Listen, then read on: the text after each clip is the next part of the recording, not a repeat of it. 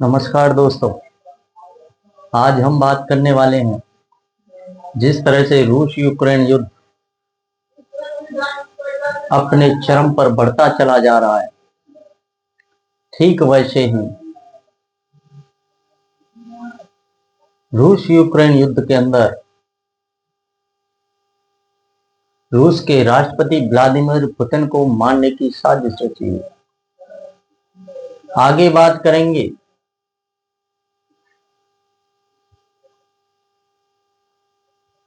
NATO देशों पर हमला किसने कर दिया? अगला पॉइंट होगा परमाणु हमला करने की किसने बात कही है, और उससे अगला पॉइंट होगा आर्थिक प्रतिबंध यदि रूस पर लगते हैं तो वहां के विदेश मंत्री ने अमेरिका को चेताते हुए क्या कहा। आज हम इन 4-5 पॉइंटों में अपनी बात रखेंगे, जिसमें सबसे पहला पॉइंट है पुतिन को मारने की कोशिश की गई, क्योंकि सोची में, रूस के सोची में पुतिन का जो महल है, उस महल पर यूक्रेन के द्वारा 17-18 ड्रोनों से लगातार कई बार कई दिन हमले किए गए। लेकिन इस बार सबसे पहले 31 अगस्त को हमला किया गया, उसके बाद 5 सितंबर को हमला किया गया।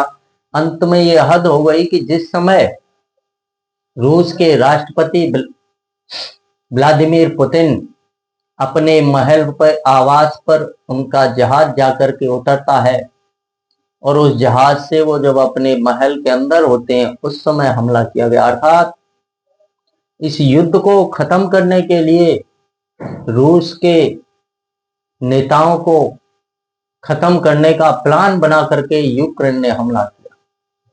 अर्थात ये कितना बड़ा सोचा समझा सिस्टम है, जिस सिस्टम के द्वारा यूक्रेन रूस के नेताओं को समाप्त करके इस युद्ध को समाप्त करना चाहता है। 31 अगस्त को वही हुआ, वही 5 सितंबर को हुआ, वही फिर से हुआ अभी 9-10 सितंबर में, जिस समय वहां थे रूस के राष्ट्रपति व्लादिमीर पुतिन। इन सारी चीजों को जब राष्ट्रपति व्लादिमीर पुतिन के साथ ये सारी चीजें चल रही थी, तो उस समय व्लादिमीर पुतिन को जो मारने की कोशिश की जा रही है, तो अब कहोगे कि नाटो देशों पर कैसे हमला हो गया? भाई, जब किसी देश के राष्ट्रपति, किसी देश के मंत्री, किसी देश के प्रधानमंत्रियों पर हमला होना शुरू हो जाए, तो उस देश का अंतिम विकल्प क्या बचता है? रूस ने यूक्रेन को छोड़ करके, यूक्रेन पे तो जो चल रहा है वो चल ही रहा है, यूक्रेन से तो रूस लड़ रहा है जितना लड़ ही रहा है, लेकिन रूस ने 3 नाटो देशों पर हमला कर दिया, जिसमें जर्मनी है, पोलैंड है और लिथुआनिया है।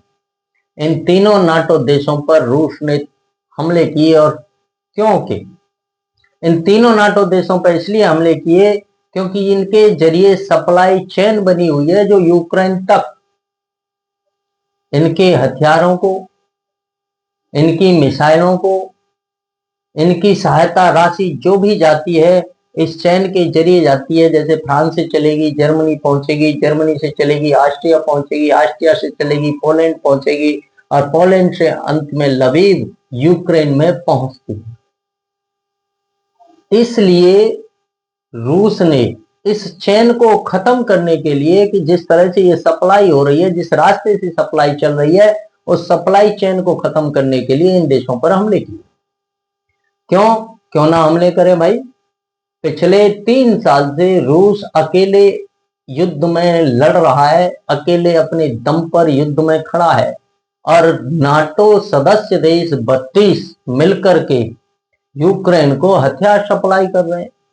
32 देशों का समूह एक यूक्रेन के रूप में रूस से युद्ध लड़ रहा है पिछले 3 साल।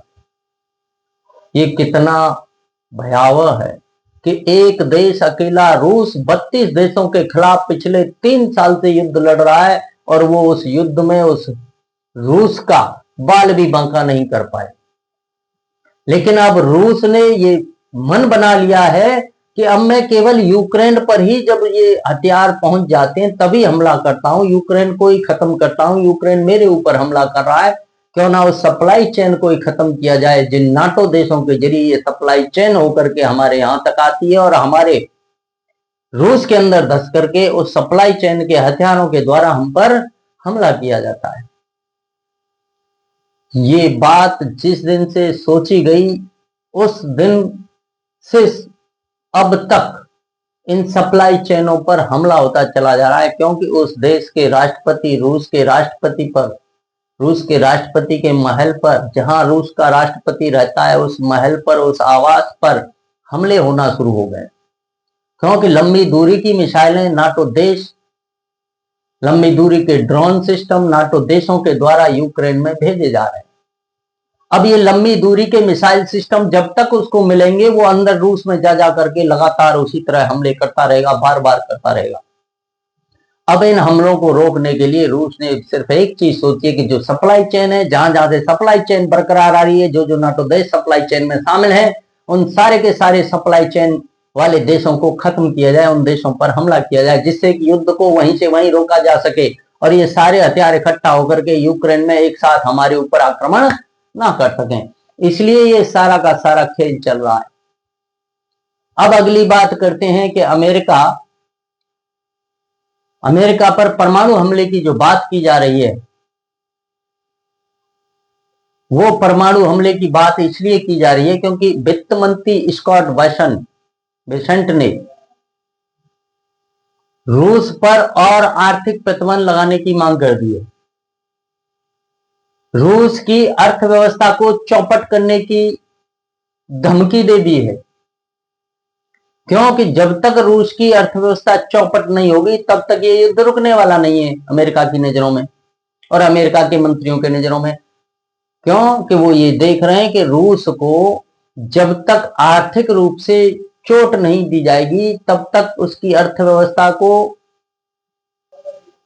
उधर इस धमकी के जवाब में, वित्त मंत्री स्कॉट बेसेंट की धमकी के जवाब में रूस के राष्ट्रपति के सलाहकार व्लादिमीर सोलोत्योव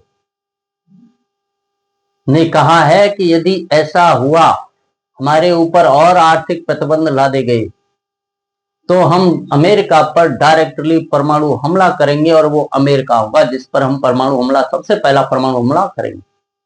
हम किसी अन्य देश पर हमला नहीं करेंगे, हम केवल परमाणु हमला अमेरिका, यूएस पर करेंगे। क्यों कि अमेरिका के द्वारा ही ये नाटो देशों का गठन हुआ, अमेरिका के द्वारा ही नाटो देशों को सहायता और हथियार दिए जा रहे हैं। तो सबसे बड़ा विलन इस युद्ध में कौन है? वो अमेरिका है।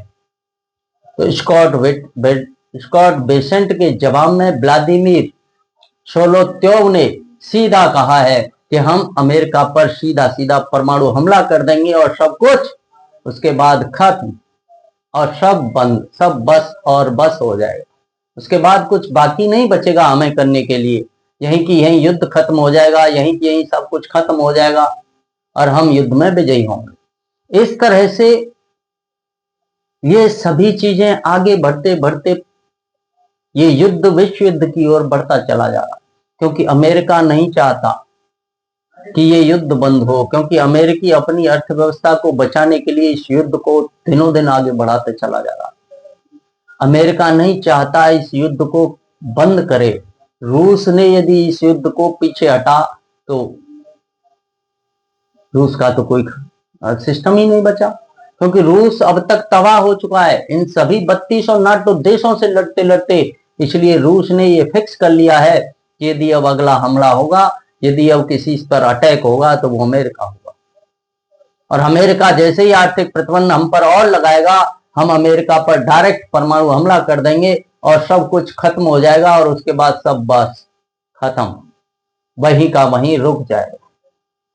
तो जरा सोचिएगा, जिस तरह से फ्रांस और अमेरिका में उन्हीं के राष्ट्राध्यक्षों के खिलाफ लोग सड़कों पर उतर आए हैं, इनकी खिलाफत कर रहे हैं कि इस युद्ध से हमें दूर रहना चाहिए, पता नहीं कब कहां क्या हो जाए और हमारे लोगों की जान जोखिम में तुम लोगों ने इस तरह से डाल रखी है, हमें भी भाप बनाकर उठने का डर। यानी कि फ्रांस और अमेरिका में अपने राष्ट्राध्यक्षों के खिलाफ बगावत शुरू हो चुकी है। जिस तरह से अभी भी हमने आपने देखा, जिस तरह श्रीलंका में बगावत हुई, वहां के राष्ट्राध्यक्ष गायब हो गए। उसके बाद बांग्लादेश में बगावत हुई, वहां की राष्ट्राध्यक्ष शेख हसीना गायब हो।